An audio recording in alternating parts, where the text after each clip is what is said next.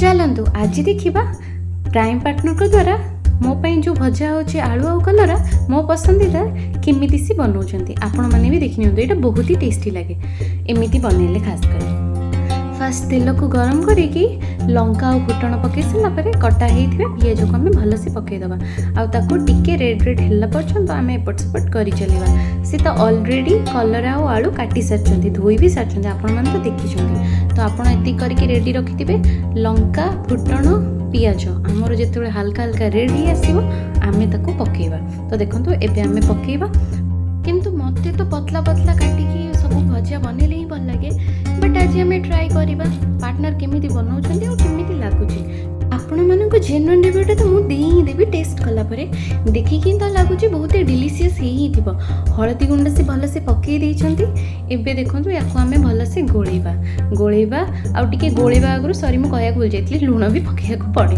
तो देखंतु आउ कहया गले तो तांको बेसी भलसे कुकिंग आसे। सो मु तो बहुत ही आग्रह सहित वेट करछि केते शीघ्र मो भजा बनिबो मु भात दी खाइबी। सो देखंतु एबे भलसे आमे गोळेई देले गोळेई साला परे ताको टिके ढांकी दबा ताकि से भलसे बनी जिवो। तो भलसे ताको गोळेई साला परे आमे ताको एबे ढांकी दबा। किंतु देखंतु सी पूरा भलसे मिक्स हैला पर्यंत हळदी सी गोळेई चाली चंती ऑलरेडी। मु एटा टेस्ट करिनी ए आइटम फिर भी मु आपण मन को कहूची एटा निहाती बहुत टेस्टी थी। आपण मन निहाती ट्राई करियो because he is a very good cook. That's why एटा बहुत ही टेस्टी बनी थिबो मोर जहा आशा।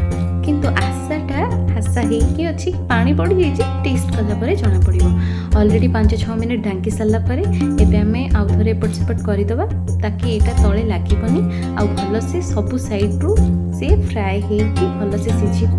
तो देखंतु एटा कर सारा परे एबे पुणी हमको केते टाइम पर्यंत ताको धीरे धीरे पकेयाको पड़िबो। आंच टिके आमे स्लो कर देइछंती। एबे देखंतु से केते भलसे ताको एपट सेपट करि चली जंती। फाइनाली सान को हाथरू किछि खाया को मिलिबो। कहीं सान को तो बेसी किछि नॉन वेज ही पसंद तो सी वेज आइटम किछि कम ही बनाती। बहुत आज कहला परे फाइनाली से बनै देइछंती। आ देखंतु केते सुंदर से हल्का हल्का रेड डिश भजा बनी गलानी। आ एबे समय चेकिबार। आ आपण मानकु जदि भल लागिछि ताले लाइक सब्सक्राइब एंड शेयर करंतु।